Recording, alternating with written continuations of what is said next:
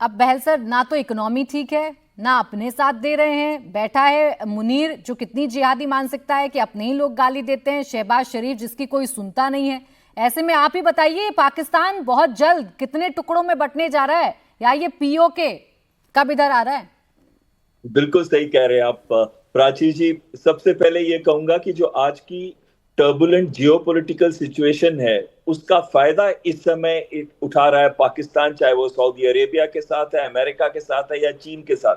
लेकिन ये हमेशा तो रहने वाली नहीं।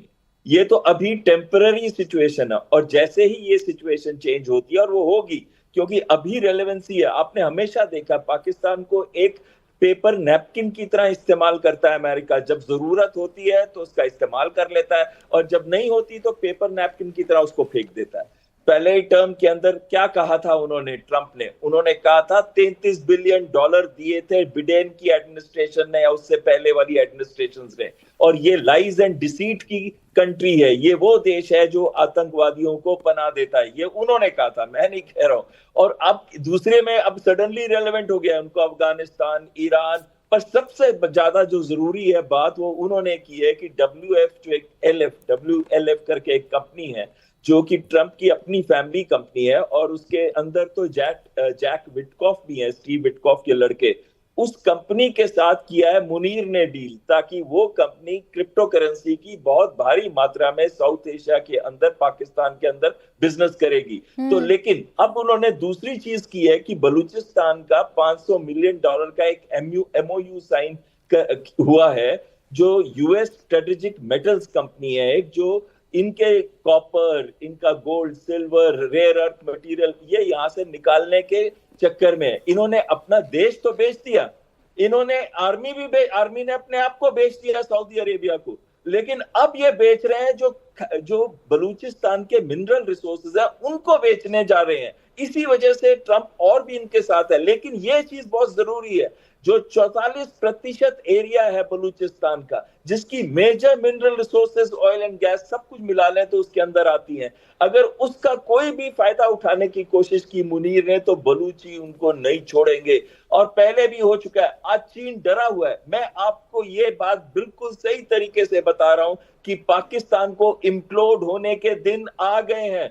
बलूचिस्तान ने ऑलरेडी अपने आप को फ्री कंट्री घोषित कर दिया है, डेमोक्रेटिक रिपब्लिक ऑफ बलूचिस्तान, 15 मई को। अभी धीरे धीरे केपीके भी कर देगा, पीओके भी करेगा, क्योंकि सबको दिख रहा है कि पाकिस्तान के साथ उनकी कोई भी जर्नी आगे नहीं जा सकती। उनका फायदा उठा के इनके जनरल्स रिच होते जा रहे हैं, अमीर होते जा रहे हैं, लेकिन इनके आम आदमी 25 से 44% गरीब है, 2 वक्त का खाना नहीं है। अगर इसे सिंपल शब्दों में कहें बहल सर, तो क्या यही समय है, सही समय है? अभी जितनी भी तस्वीरें पीओके से आ रही हैं, जहां जितने भी प्रोटेस्टर्स हैं जो सड़कों पर निकले, उनके नारे सुने ना आप।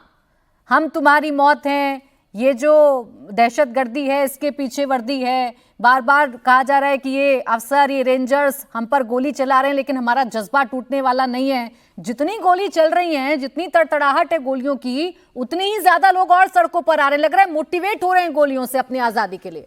बिल्कुल। जब पूरी कौम को दबाने की कोशिश की जाए, आज तक आप देशों को हरा सकते हैं, किसी कौम को नहीं हरा सकते, किसी एक ऐसी स्टेट जैसे बलूचिस को नहीं हरा सकते, खैबर पख्तूनख्वा को नहीं हरा सकते, या फिर पीओके के जो लोग हैं उनको नहीं हरा सकते। आप देश हरा सकते हैं, उनको नहीं हरा सकते, लोग को नहीं हरा सकते। और अब वो समय आ गया है कि लोगों को दिखना शुरू हो गया है कि ये जो आर्मी है, जैसे कि आपने कहा, ये जो वर्दी है यही दहशतगर्दी है, ये उनको बहुत क्लियरली समझ आ गया। लेकिन ये निहत्तों पे गोलियां चलाते हैं। इस वजह से उसको जो इंप्लीमेंट करना चाहते हैं, जो जेन जी ने किया नेपाल के अंदर या फिर फ्रांस के अंदर जो हुआ, ये इधर नहीं अभी हो पा रहा, लेकिन ये एक दिन जरूर होगा।